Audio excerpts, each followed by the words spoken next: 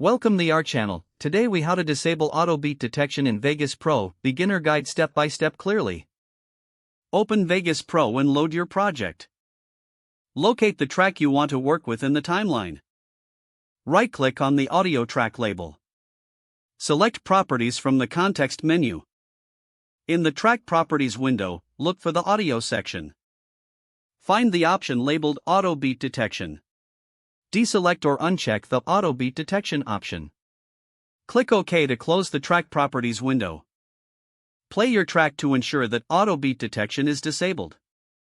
If necessary, repeat these steps for additional audio tracks. Your settings are now saved, and Auto Beat Detection will no longer be applied. You have successfully disabled Auto Beat Detection in Vegas Pro. If the page does not load, refresh the browser or try again in a private or incognito window. Make sure you are using the correct email address, then retype it carefully to avoid small typos. If your password is not accepted, use the reset option and create a new strong password you can remember. Check your spam folder for verification or security emails, then complete any requested confirmation step. Enable two-factor authentication if available to improve account security and reduce unauthorized access risk. After signing in, review your profile details so your contact information and settings are accurate and current. If you see an error message, note it down and try again after restarting your device and internet connection. Log out when you finish, especially on shared devices, to keep your account and payment information secure.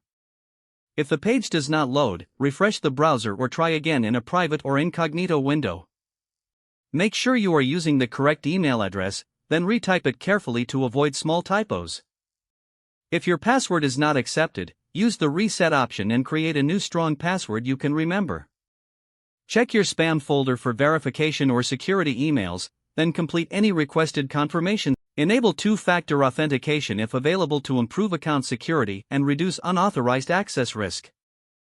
After signing in, review your profile details so your contact information and settings are accurate and current.